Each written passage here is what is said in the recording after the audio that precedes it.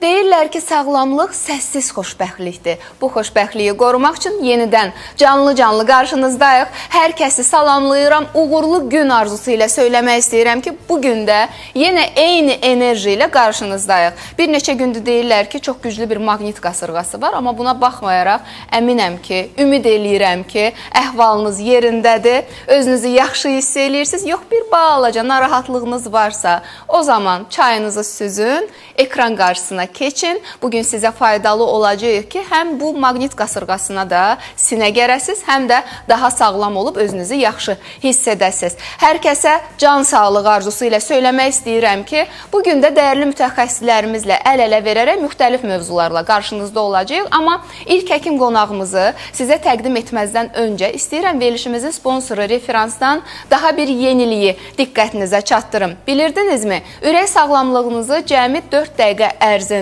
yoxlamaq mümkündür. Almaniyada istehsal olunan və süni intellekt əsasında çalışan yeni nəsil kardizyo cihazı ürəyinizdəki potensial riskləri heç bir əlamət yaranmadan əvvəl müəyyən edir. Heç bir iynə, heç bir ağrı yoxdur. Sadəcə rahat, sürətli və dəqiq müayinə. Üstəlik, nəticələr Almaniyada müasir texnologiyalarla analiz olunur. Ürəyinizi qorumağın asan və müasir yolu kardizyo müayinəsi. Ətraflı məlumat üçün ekranda gördüyünüz ulduz 0033 və ya 077 502 0033 ilə əlaqə saxlayaraq sağlam gün ayda kardizyo müayinəsi haqqında eşitdim. Bu müayinə haqqında məlumat almaq istəyirəm. Suallarınızı verə bilərsiniz və təbii ki, qəbula da yazıla bilərsiniz. Təşəkkürlər Referans və əziz tamaşaçılar, bilirsiniz ki, verilişimiz canlı yayımlanır. Verilişimizin hər anında bizə qoşula bilərsiniz. TikTok canlı yayımını elə indicə aktivləşdirdim sizinlə. Salamlaşa bir xeyli insan bizi buradan da izləyir. Çox gözəl sözlər yazırlar. Tunar, təşəkkür eləyirəm. Deyir, sizi çox sevirik. Minnətdaram. Mən də sizin hamınızı çox sevirəm. Allah sizi qorusun. 055 254 0106 isə bizim qaynar xəttimizdir. Zəngi də vura bilərsiniz. Suallarınızı da yaza bilərsiniz. Heç vaxt itirmək istəmirəm. Çünki çox dəyərli bir mütəxəssislə başlayırıq bugün. Kiminlə anonsumuzu izləsəz biləcəksiniz. Görmənin zəifləməsi hər zaman yaşla bağlı olmur. Katarakta və glaukoma haqqında bilməli olduğunuz vacib məlumatları cərrah oftalmoloq Nərminə Hacıyeva ilə Sağlam Gün Ayda öyrənəcəksiniz. Burada əsas məqsəd olan görməni saxlamaqdır.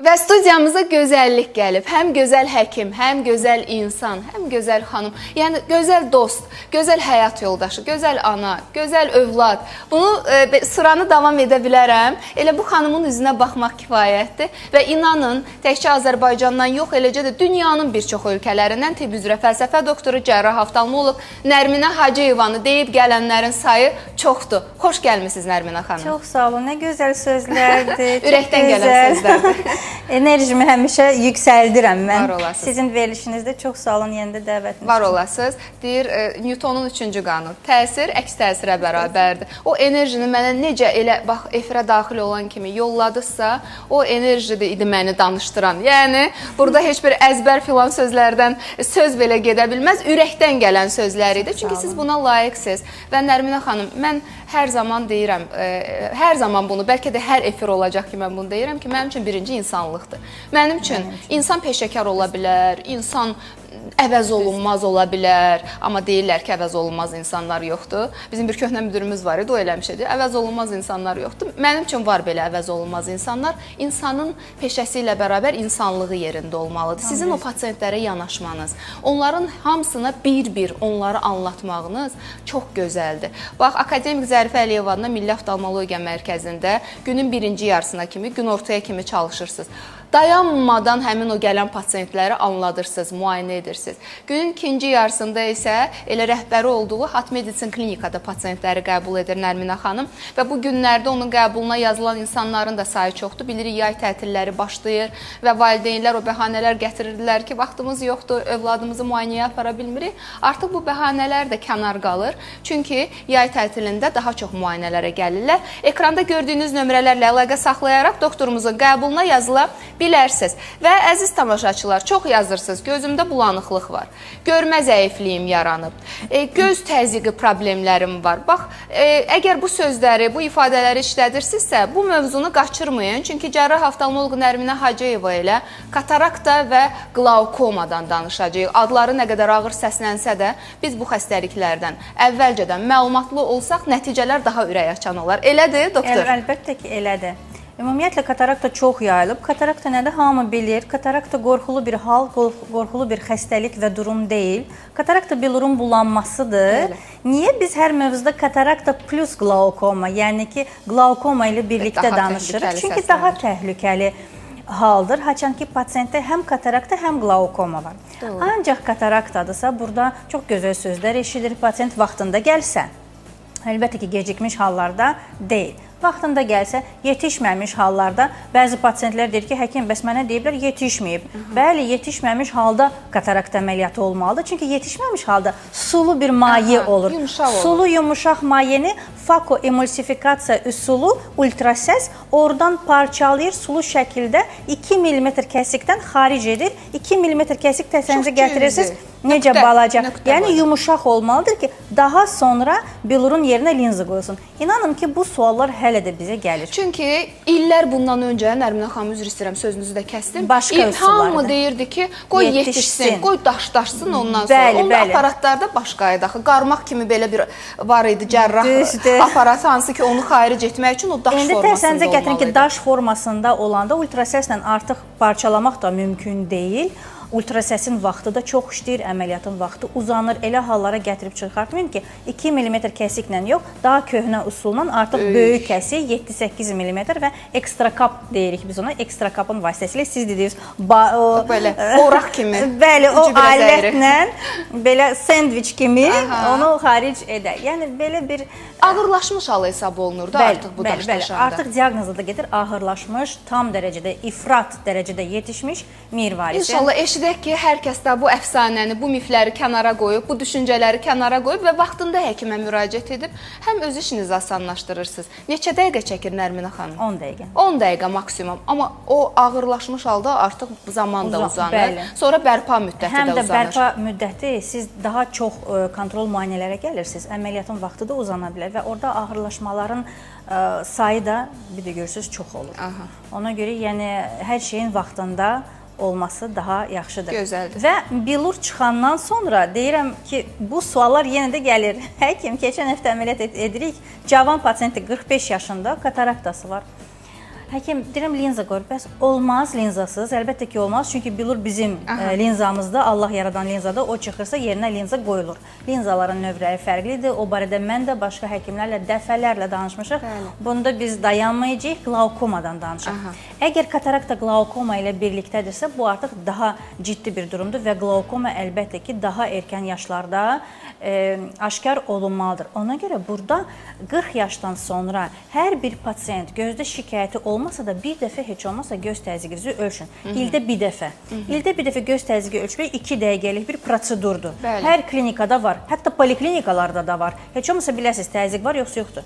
Niyə təhlükəlidir? Çünki uzun müddət təzyiq olur, pasiyentə heç bir şey narahat eləmir. Mirvari su elədir ki, heç olmasa bilur bulananda azmaz görmənin bulanmasını hiss eləyirsən. Bir əlamət hiss eləyirsiniz. Amma qara suda hiss eləmir. Çünki zəifləmə görmə sahəsinin daralmasından başlayır. Görmə sahə daralananda onlar hiss eləmirlər.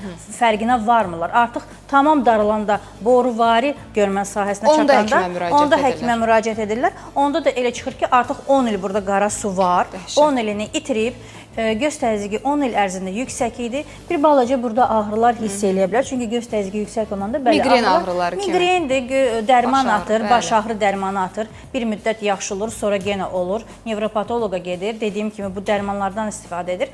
Sən demə, burada qara suymuş və qara su olanda, qara suda göz təzyiqi qalxanda görmə siniri zədələyir.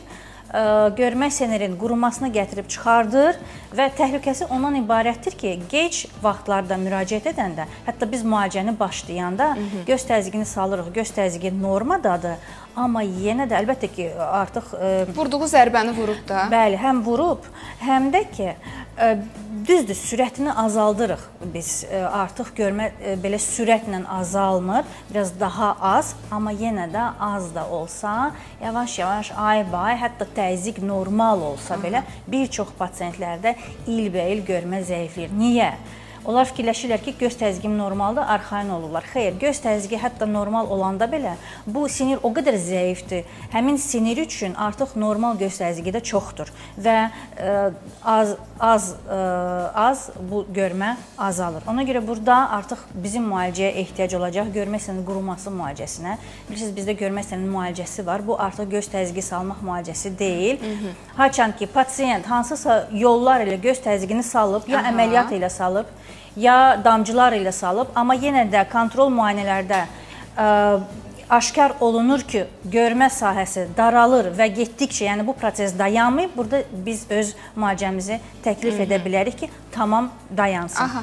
Nərminə xanım, bax, indi hal-hazırda bizi izləyən tamaşaçılarda bir maraq oyatdıq ki, kataraktada bu hallar yaşana bilər, qlaukomada bu hallar. Bəs heç mi elə bir əlamət yoxdur ki, mən məsələn oturmuşam və görüm ki, məsələn gözümün qabağına nəsə uçuşur və yaxud da bir bulanıqlıq yaşanır. Hansı əlamətləri hiss eləyəndə biz artıq katarakta və qlaukomadan şübhələnməliyik və yaxud da elə hər ikisindən bərabər şübhələnməliyik? Katarakta görmə zəifliyir bir mənada. Katarakta 40 yaşından sonra olan pasiyentlərdə əgər siz ömür boyu yaxın üçün eynəkləri istifadə edirdiniz və daha sonra birdən gördünüz ki, mən yaxını yaxşı görürəm, bu normal bir hal deyil. Bəzi pasiyentlər sevinir, elə bilir ki, mən həmişə yaxşı görürdüm, indi eynəksiz görürəm, nə yaxşı.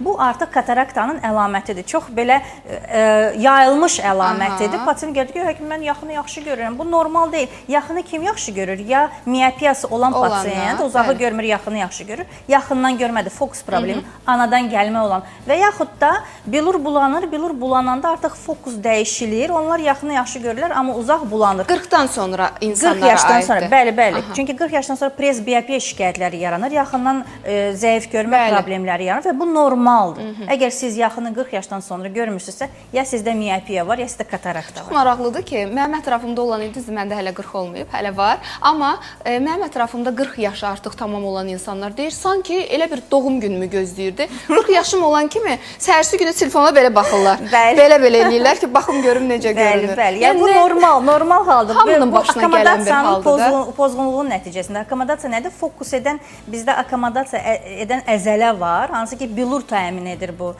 prosesi. Biz fokus edirik və əzələ yaxşı işləyir. 40 yaşdan sonra əzələ zəifləyir, artıq normal fokuslana bilmir. Çox maraqlıdır ki, həmin o yaşda bu əzələ başlayır. 40 tamam olan kimi, yəqin ki, bir çoxunuz razılaşarsınız, çox eşitmişəm bu ifadəni ki, sanki 40 yaşımı gözləyirdi. 40 yaşım tamam olan kimi gözümdə bu problem yarandı. Uçan cücülərdən danışdıq. Uçan cücülər çox yayılmış bir simptomdur. Uçan cücülər olanda bəzi pasiyentlər qorxur, gəlir müayinəyə. Uçan cücülər hamımızda var. Az dərəcədə olanda az işıqlı yerə biz indi baxsaq, mən gördüm artıq. Sağa sola gözümüzü oynasaq, bəli, o qara uçan cücülər demək olar hamıda var. Qorxulu deyil, şüşəvari cismin lifləridir. Bəzi liflər şəffaf olmalıdır, bəzi liflər bir-biri ilə çarpazlaşır və torlu qişəyə kölgə atır. Amma birdən sayı çoxalanda, bəli, bu göz dibində hansısa ciddi problemin nəticəsi ola bilər. Dünən bizim pasiyentimiz gəlib, mirvari su əməliyyat olub başqa klinikada, gəlib ki, normal da görür, gəlib ki, mən yaşaya bilmirəm bu problemlə. Mənim gözümün qabağında elə bir hörümçək toru var. Hörümçək toru var. Baxıram, şüşəvari cisim qopub, torlu qişadan qopub. Mən neyin istəyirəm? Bu problem bitir. Travma alıb, yoxsa sadəcə yaşa bağlıdır. Şüşəvari cisim torlu qişadan aralanır. Aralananda bu qorxulu hal deyil. Elə bir şüşəyə çat düşübdür. Bəli. Görmə sinirin qabağında bu şüşəvari cisim üzür, belə deyək, və o da gözə uçan cücü şikayəti verir. Amma həmin uçan cücü artıq xırda nöqtələrlə deyil, bir belə hörümçək toru kimi ortaya çıxır və pasiyenti birinci aylar çox narahat edir. Yəni onlar çox narahat olurlar, çox əziyyət çəkilir, amma bir müddət sonra müalicəsiz, 3, 4, 5, 6 ay, 7 ay sonra artıq sinir sistemi ona alışır və onu belə deyək, görmür. Amma elə gəzmək olar? Bəli, Olar. o qorxulu hal deyil. Aha. Yəni yaşa bağlıdır. Bizim videolarımız var. Mən istəyirəm onları ekrana gəlsin. Mən bayaq qeyd elədim verilişin əvvəlində ki, bizim Nərminə xanım elə bir mütəxəssisdir ki, 2 yerdə çalışır. Deməli, günün birinci yarısında Akademik Zərifə Əliyeva adına Milli Oftalmologiya Mərkəzində, günün ikinci yarısında isə rəhbəri olduğu Hat Medicine klinikasında və onun yanına dünyanın hər bir yerindən gəlirlər. Və bizim hal-hazırda videolarımız var. Elə o videolar getdikcə Nərminə xanım istəyirəm danışsın görək. Bu pasiyentlər nə ilə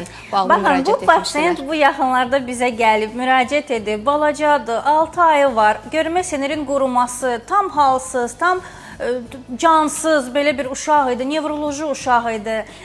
Anası deyir, heç nə görmür. İnanın, bu 5 günün nəticəsidir. 5 günün, yəni 5 gündən sonra uşaq necə tonuslu, canlı, yəni görmədən əlavə onun sinir sistemi, hərəkətləri, statikası, hər şey yaxşılaşıb. Valideyn özü də bunu görür. Maşallah. Və başqa videoda onun görüntüləri var. Haradakı əməlli, yəni izləyir əşyaları, artıq fiksasiya yaranıb. Müsbət təsiri 5 gündən sonra artıq göründü. 5 günə görmə sinirinin quruması. Biz həmişə deyirik, biz görmə sinirinin hissəvi atrofiyasına müalicə edirik. Tam atrofiyasına müalicə etmirik. Ancaq istisna 1 yaşa qədər olan uşaqlarda, 1 yaşına qədər uşaqlar tam atrofiyada bizim müalicəmiz çox gözəl nəticə verir. Ona görə əziz valideynlər, 1 yaşa kimi yoxlanmaq önəmlidir. Deməyin ki, bizim nəsildə yoxdur, bizdə yoxdur. Çox təəssüf ki, çox yayılıb indi. Görmə sinirinin atrofiyası 1 yaşa kimi, əziz valideynlər, mütləq bir ixtisaslı, işini bilən, peşəkar oftalmoloqun müayinəsinə aparın və onların o klinikada da xüsusi aparatlar olmalıdır. Hansı ki, o aparatlar dəqiq şəkildə müayinə eləsin. 3 aylıq da anadan olub yoxlursunuz, əlbəttə ki, yoxluyuruq. Yəni anadan gəlmə. Elə onsuz da odur da, göz müayinəsi anadan olanda olur. İlk 2 ay ərzində onlar normal, yəni ki, heç bir xəstəlik olmasa da 2 ay ərzində fiksasiya olmur. Bu normaldır. 2 aydan sonra uşaq artıq izləməlidir əşyaları. Əgər siz səssiz şəkildə sağa-sola oyuncağı ya da siz özünüzü sağa-sola tərpədəndə uşaq sizi izləyir, normaldır. İndiki uşaqlar özü 40 günlüyü də gözləmir, doktor. Dünyaya gələn kimi gözlər bax belə açıq şəkildə və hər şeyi də izləyirlər, maşallah olsun, Allah qorusun. Bəlkə videomuz da yaxşı. Əvvəlki kimi 40 günü gözləmək də lazım deyil. Elə baxın, bir yoxlayın, sonra həkimə Bu mövzumuza aid deyil, sadəcə sıraha gün hardasa çəkilmiş videoda fikir verin. Əvvəl uşaq baş boyun əyirdi, gözündə heç çəplik görsənmir, amma burada paralitik çəplik var. Paralitik çəplik olduqda uşaq özündən asılı olmayaraq başlayır baş boyunu əyməyə. Yəni uşaq tarazlamaqdan ötürü tarazlamaq bu vəziyyətdə valideyn heç bir gözündə problem hiss eləmir, çəplik görmür. Sadəcə deyir ki, baş boyun əyilib, mən masaja gedim, aparata gedim, boynunda problem var. Bu 2 saat sonra olan nəticədə fikir verin. Sağ gözdə sadəcə aşağı çəp əzələni əməliyyat etmişik. Sağ gözdə aşağı tərəfdə bir balaca qızartı var. 2 saat sonra uşaq oyanıb, biraz halsızdır narkozdan sonra. Əllərinizə sağlıq. Yəni 2 saata oyanan kimi baş boyun valideyn düzəldi. Heç şübhələnməyib ki, boynu gözündən ola bilər. Şübhələnməyib və mənə deyirdi, ay həkim, düzələcək, biraz daha tez gəlməli idi. Çünki daha sonra xronik baş boyun əyilmə yaranır. Bir də görürsünüz, keçməyə bilər. Amma bizim əməliyyatımızdan sonra keçir və dedim ki, daha masaja heç yerə getmək lazımdır. Bir əməliyyat elə 15 dəqiqəlik əməliyyat elə, narkoz elə. Görün necə uşaq rahatlaşdı. Siz bilirsiniz onlar necə əziyyət çəkirlər belə baxanda, hər şeyə belə baxır. Əlbəttə boyun belə və getdikcə də kompleks yaşayacaq. Gül kimi oğlandı. 11 simasını verir, maşallah olsun. Bu çəplikdir, amma sinir atrofiyayla olan da videolarımız var. Onlar da gəlsələr, biz onların üstündə də məlumat verərik pasiyentlərimizə. Əllərinizə sağlıq, Nərminə xanım, əllərinizə sağlıq. Növbəti videolara da baxaq. Bax, bu əvvəl və sonralardır. Xarici olan pasiyentimizdir. Burada da iflicli çəp gözlüyüdür. Bunları videolarımız var. Zəhmət olmasa videoları keçək. Bu da çəplikdir. Bu artıq bizim Azərbaycanlı pasiyentimizdir. Xarici çəplikdir. Əməliyyatdan sonra burada artıq 2 ay, 3 ay yəqin ki keçib dümdüz gözlərdir. İndi atrofiyadır videonu verəndə başqa pasiyentlərdə də nümunə kimi ümumiyyətlə atrofiya ilə bizə çox müraciət edirlər. Həm xaricilər, həm bizim yerli pasiyentlərimiz. İnanın ki, dediyim kimi uşaqlarda çox vacibdir vaxtında müalicə etmək. Niyə? Çünki tək görmələrinə yox, ümumi bədənə, nevrologiyaya, ümumi orqanizmə çox müsbət təsiri var. Mən həmişə deyirəm, biz pediatr deyilik, nevropatoloq deyilik. Sadəcə uzun illərdir müalicə edirik belə pasiyentləri və pasiyentlərin valideynləri özləri bunu vurğulayır ki, həkim, uşaq tam dəyişib, uşaq tam canlanıb. Dünənləri əməliyyatdan... Birinci videonu verək uşağı zəhmət olmasa. Bax, o uşaqda da o dəyişiklik görünür. Çünki bax, Nərminə xanım qeyd elədi ki, bu uşaq da boynunu saxlaya bilmirdi, başını dik saxlaya bilmirdi. Hipotonik uşaq deyirlər də, yəni bu diaqnoz olaraq və nevroloqlar bunu müalicə edir. Amma Nərminə xanım və onun dəyərli atası, professorumuz, əməkdar həkimimiz Rasim Hacıyevin birgə köməkliyi sayəsində, bax, hal-hazırda onları da ekranda görürsünüz. Allah can sağlığı versin dəyərli həkimimizə.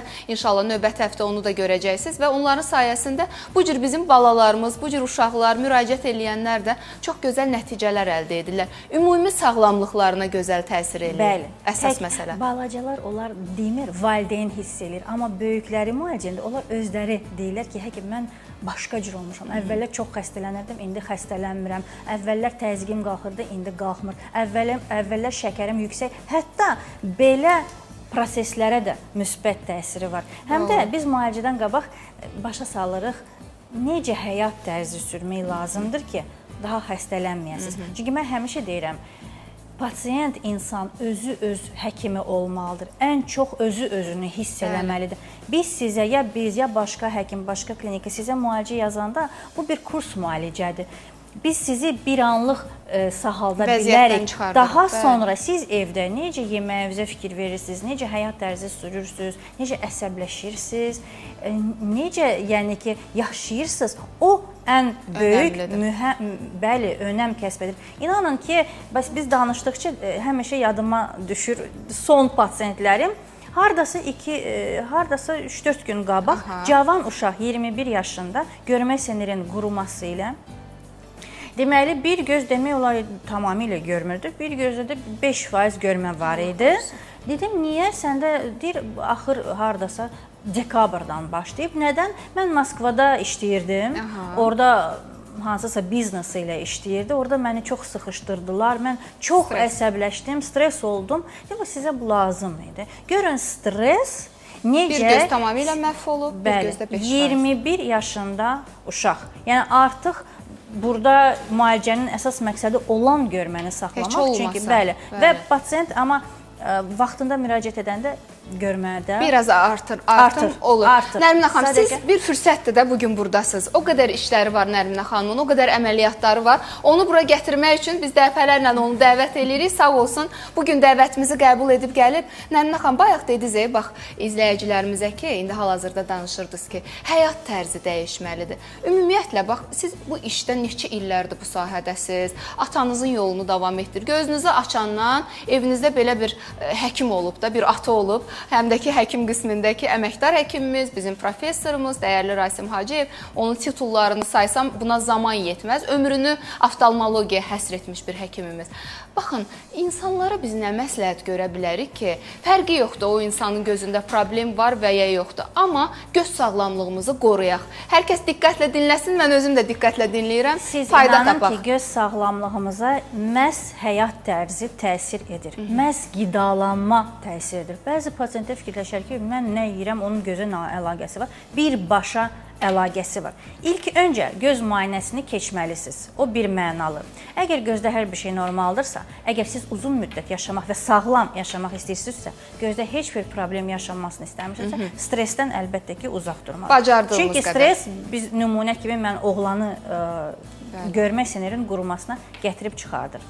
Daha sonra yeməyimizə fikir verməliyik. Çölə çıxanda güney nəyi taxmalıyıq? Gəlir qıpqırmızı gözlərlə, deyirəm çölə çıxanda gün açıq taxsın. Xeyr, mən güney nəyi istifadə edirəm? Əlbəttə ki, olacaq. Biz bir müddət müalicə yazırıq, siz yaxşı olursunuz, sonra deyirsiniz, həkim yenə pisləşdi, həkim yenə pisləşdi, siz günahkar. Çünki həmin o qaydalara riayət etmədiniz. Gün eynəkləri mənim gözümdə heç vaxt qızartı falan, heç nə olmur. Amma mən gün eynəksiz, ümumiyyətlə nə yayda, nə yazda, qışda da çölə çıxmam. Yəni çölə çıxdıqsa gözümüzdə mütləq gün eynəyi olmalıdır. Gün eynəkləri ki, qorusun. Bu nəyin qarşısını alacaq? Günəş göz dibinə çox mənfi təsiri var. Həm allergiyanı çoxaldır, qızartını, şişkinlik və bəzi pasiyent hissiyyətli olan gözlərdə bu problemləri yaradır. Əgər həssas deyilsinizsə, hər bir halda göz dibinə mənfi təsiri var.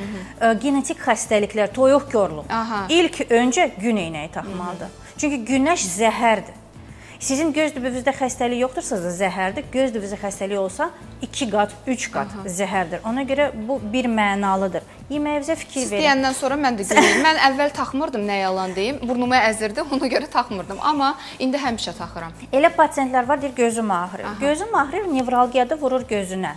Niyə ağrıyır? Başımız niyə ağrısın? Cavanlarda niyə ağrısın baş? Çünki normal qidalanmırlar, ac qalırlar, səhər ümumiyyətlə yemirlər və yaxud da ac qarına şirniyyat hansısa, mən həmişə deyirəm, qoz, fındıq, şirniyyat, ləbləbi, hətta meyvə belə bu arada atışdırma olmasın. Orucluqda necə olur? Oturdunuz, yediniz, yemək yediniz, xörək yediniz, üstündən çay, şirniyyat, meyvə qutardı. O birisi yeməyimizə qədər ağzımız bağlıdır, sudan başqa heç bir şey qəbul etmirik.